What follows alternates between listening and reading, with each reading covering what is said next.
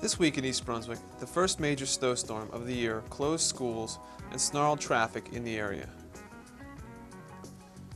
Also contributing to residents' discomfort was a record cold snap, which plunged temperatures well below freezing, complicating cleanup efforts.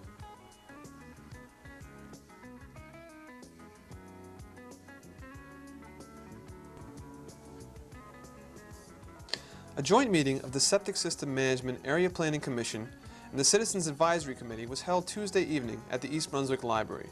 The meeting was a workshop session where the Commission discussed alternatives for management of septic systems in the Riva Avenue section.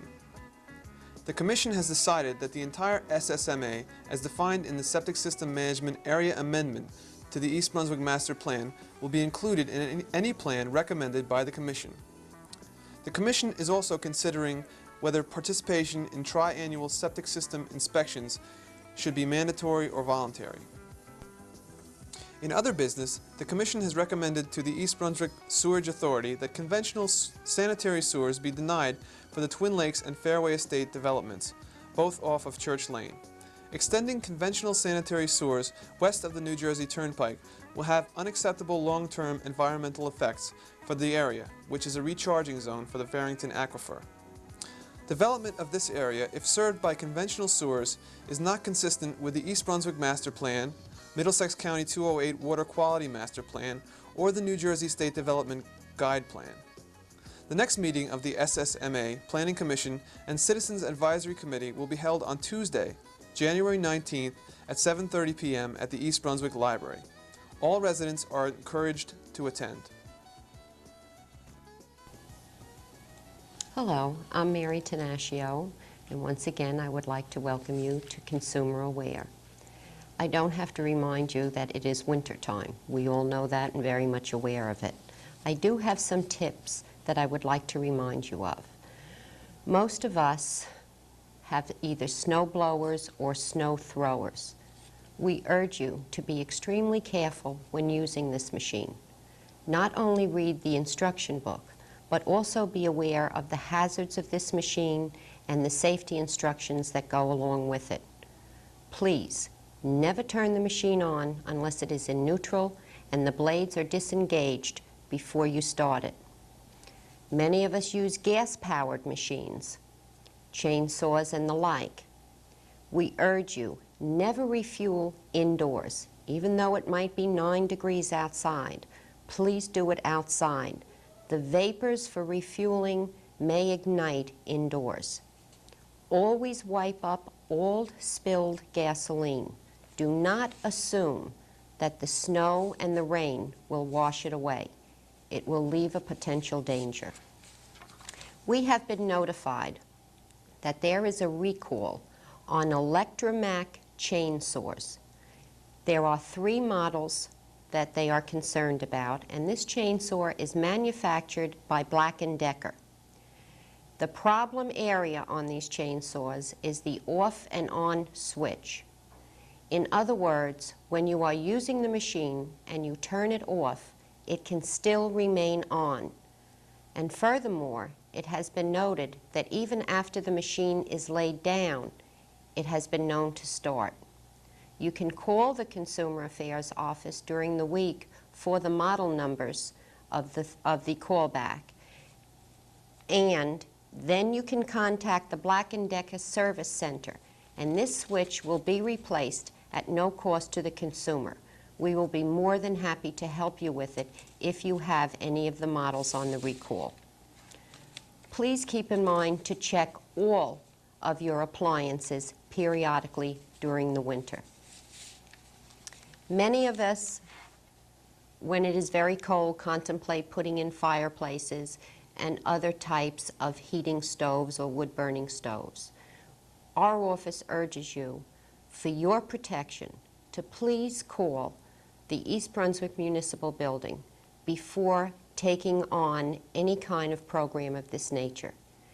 Check with the building inspector's office or check with our office. There are definite ordinances, rules, and regulations for your protection if you decide to put in a wood-burning stove or a fireplace. Remember, it's for your own protection. so please call us. Keep in mind also that the Consumer Affairs Office is the official office for heat complaints. If you have one yourself or know of someone that is suffering from lack of heat, please do not hesitate to call. It seems that in the winter that we notice a larger influx of advertisements on work-at-home schemes.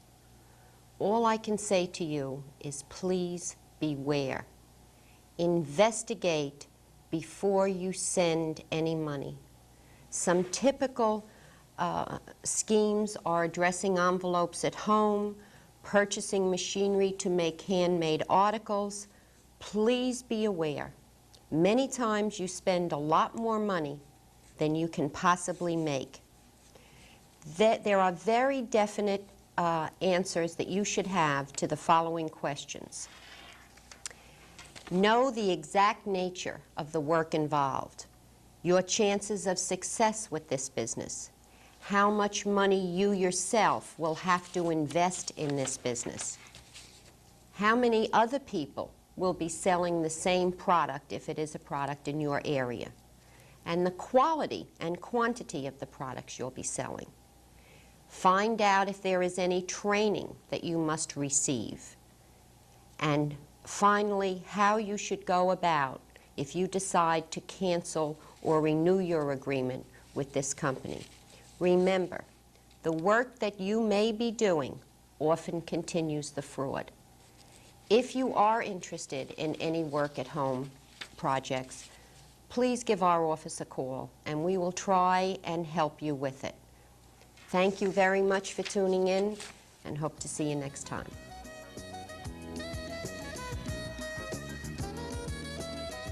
At this week's Township Council meeting, the East Brunswick Soccer Club, whose championship efforts this season were covered by Channel 8, received certificates of commendation from Mayor Fox. And whereas this outstanding team of young athletes, under the guidance of Coach Marshall Cohen, did win the State Cup by defeating Bayonne in the championship game on November 21st, 1981, now therefore be it resolved that the Mayor and Township Council of East Brunswick recognize the Division V boys traveling team for winning the New Jersey Youth Soccer Association State Championship. And be it further resolved that the Mayor and Council further commend the players for their team play and sportsmanship in representing themselves in East Brunswick in statewide competition. Whereas the East Brunswick Soccer Club's Division V boys traveling team, consisting of Barry Capp, Matthew Cohen, Sean Cronley, Scott Eber, Alex Gaffin, Joffrey Gershaw, Eric Hubel, Scott Hinken, Michael Karolewski, Thomas Kowalski, Jeffrey Potter, Matthew Carney, Scott Thomas, and Michael Tuckman did represent East Brunswick in the New Jersey Youth Soccer Association Championships. And I'm sorry if I messed up somebody's name. Also at this week's meeting, Mayor Fox read a statement concerning the breakdown of the 1982 Township budget. While praising the municipal administration for keeping down its expenses, Fox expressed concern at the sharp rise in educational costs in East Brunswick. While I'm pleased that the tax rate for municipal services has remained stable over the past few years, we're all aware that the total tax bill for our residents and ourselves has been going up significantly during the same period. If one examines the total tax bill for an East Brunswick resident from 1979 to 1982, the owner of a home assessed at $50,000 will pay over $420 more in 1982 than in 1979 in property taxes. This homeowner will pay $1 less for municipal services in 1982 than they did in 1979. And based on current budget proposals before the Board of Education, $304.50 more for educational services. The remainder of the increase is in county taxes and the reserve for uncollected taxes. With all due respect to our fellow residents who serve on the Board of Education and who, I'm sure, are doing the most conscientious job they know how, educational costs in East Brunswick seem to be out of hand and out of synchrony with the school population. Since 1975, there's been a decline in school population of slightly more than 2,200 pupils, or 22%. Since 1979 up to 1981 alone, the school population dropped by 1,123 pupils, or 13%.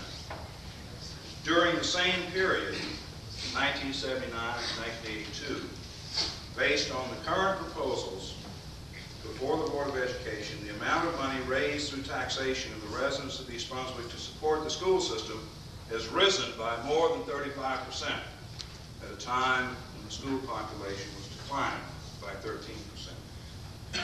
Indeed, 72% of the increase in property taxes, which we have experienced over the past 4 years, has been due to increased taxation by the Board of Education.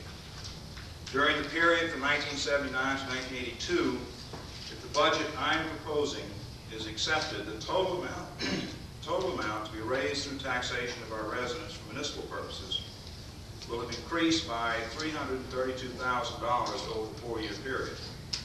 If the current proposal before the Board of Education is approved, the amount to be raised through taxation for educational purposes will have increased by more than $4,698,000 from 1979 to 1982.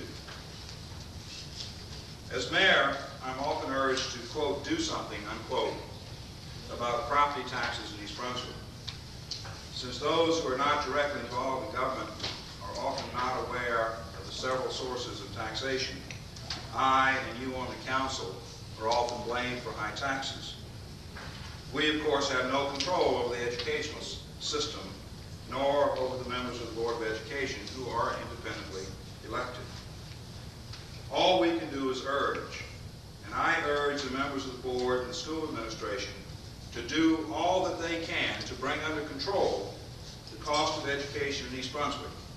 I urge the members of the board to explain to our residents why, when there was at least a 13% decrease in the number of pupils in our school system, there was a 35% increase in the amount of money to be raised through taxes.